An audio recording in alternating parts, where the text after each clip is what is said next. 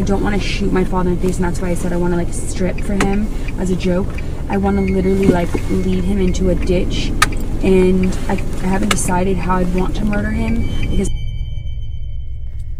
Hey, what's up, everybody, and welcome back to another episode of The Rude Life. Today, we're going to be talking about one of my childhood favorites, Amanda Bynes, from The Amanda Show, also from All That. You already know, Nickelodeon fan right here. Gang, gang. But anyway, Amanda Bynes has been in the spotlight now for the past decade for different reasons, including her mental health issues, all the way to legal troubles, old and new. But we're going to get into that right now. If you're new to the channel, make sure y'all suck that subscribe button and hit me with a like. Now let's do this. So little Amanda Bynes was born April 3rd, 1986 in Thousand Oaks. Amanda's parents, Rick and Lynn Bynes, let her participate in local plays when she was only 7 years old. In 1996, at the age of only 10 years old, Amanda Bynes performed at the Laugh Factory, telling the family-friendly, orientated jokes that we all know and love from the show. On the stage, you know, there's a lot of future there. More amazing. 10-year-old Amanda Bynes.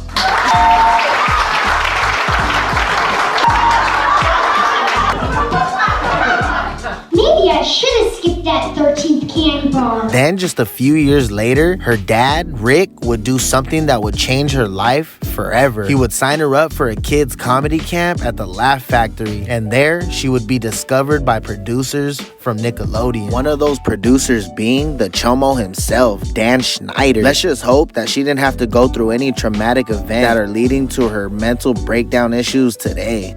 Honestly, I wouldn't be surprised if this fool has his hand on her lap in this video right here. Sick.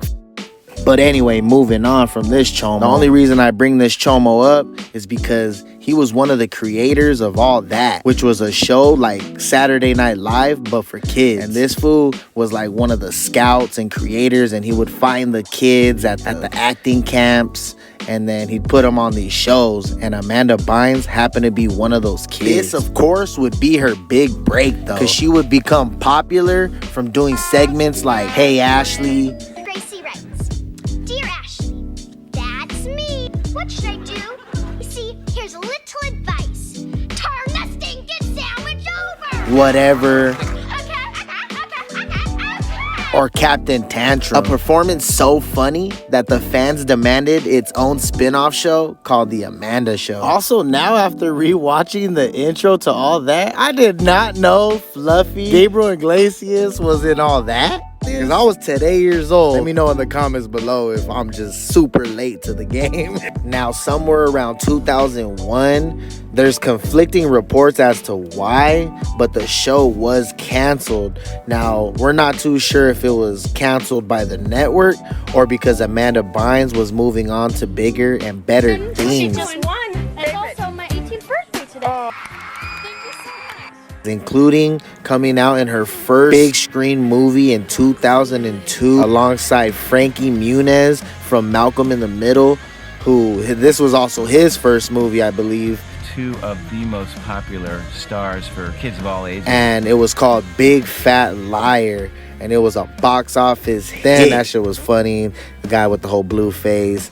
Blue face, baby. And this and that. You already know. They filmed I think they even filmed a piece of it at Universal Studios. You can see that when you go on the tour, they show you a little part. But anyway, after that movie, she would do two more called What a Girl Wants and She's the Man, which was low-key pretty funny, I'm not gonna lie. And then between 2002 and 2006, Bynes would be back on the small screen, this time aiming towards a more mature audience rather than the Nickelodeon viewers that she was used to. She would make an appearance on a show called What I Like About You. A lot of viewers were tripping out when they seen Amanda all grown up, being all provocative, still doing the same type of comedy, but I guess for adults. You know, it was cool. I didn't really watch the show. I maybe watched 1 or 2 episodes just because it was Amanda Bynes. But other than that, I couldn't get into it. 2006 to 2010, things did not slow down for Bynes. She actually became one of the most in-demand young actresses at the time, starring in movies like Easy A and Hairspray. However, those roles were her last major ones to the date. Bynes would later state that while smoking bud and maybe under a psychosis state that she was watching that movie Easy A, and when she seen herself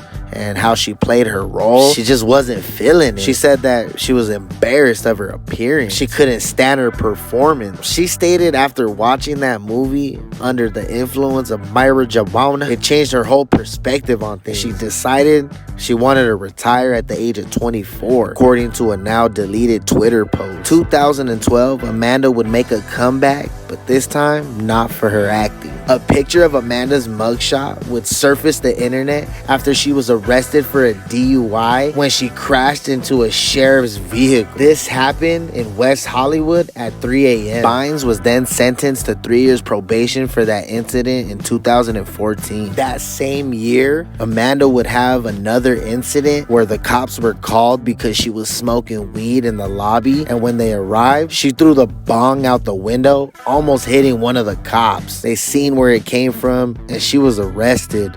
And when she appeared in court, she had a whole new look. However, the case was dismissed after she agreed to take psychiatric help. Although I don't think it really helped, since she was arrested the same year for another DUI, this time under the influence of Myra Jabona. Damn, girl, you gonna bust your ass. She also was tweeting some bizarre stuff like calling Michelle Obama ugly and telling Drake to murder her vagina, and then calling him ugly too. But eventually she would go quiet up until 2014. Around this time, she would enroll herself in a fashion institute. Her teacher said she was a great student, always participating, always great in all her classes. She was actually doing exceptionally well up until 2017, where she had multiple breakdowns causing arguments with several classmates, leading to her being kicked out of the institute. In 2019, after completing a series of psychiatric courses, she was finally able to re-enroll and graduate. But it would also be around this time that Amanda would reveal that she suffered from bipolar and manic depressive disorder, claiming that back in 2013, she was put on a 5150 hold after setting an elderly woman's driveway on fire. Then again in 2014, she claims that she was put on a psychiatric hold after putting out a series of tweets claiming that her father physically and verbally abused her and put a chip inside her brain. It was also revealed in a secret recording of Amanda Bynes that she was trying to plan a hit on her father or even murder him herself. In 2018, Amanda would finally reveal to the world that she was a drug addict and had been since she was 16 years old when she first tried cannabis. That was a gateway to her cocaine usage, which also led to her trying out Adderall while on the set of Hairspray because it was the only thing she could take to keep her from gaining weight. And unfortunately, it only got worse from there. 2020, Amanda Bynes would announce that she was engaged and even having a child. This was great news to her fans, as it seemed that Amanda was finally stable mentally and physically. And obviously, she announced that she had been sober and attending classes.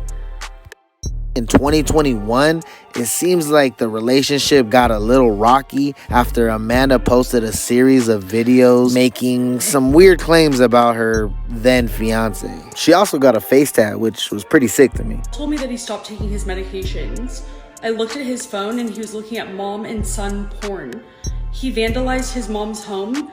He broke all of her pictures and put salmon under her bed. His behavior is alarming and I'm afraid of what he'll do.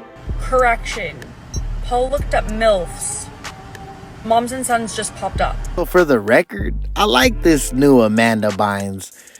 I feel like she's taking on the persona of one of her characters. You guys remember that one? Penelope?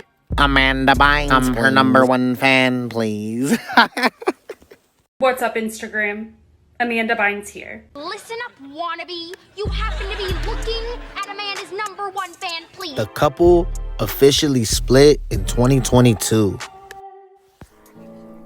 Now, just recently, Amanda was supposed to appear at a 90s con, but called off due to an unknown illness. It was later revealed that she was placed once again on a psychiatric hold after found on the streets wandering naked. This all happened in Los Angeles. Now, when they asked her on and off again boyfriend what he thinks about the situation, all he could say is she must be off her meds again. Hey, but let me know what you guys think about all this in the comments below. Did you know about Amanda Bynes before watching this video? Were you a fan of all that?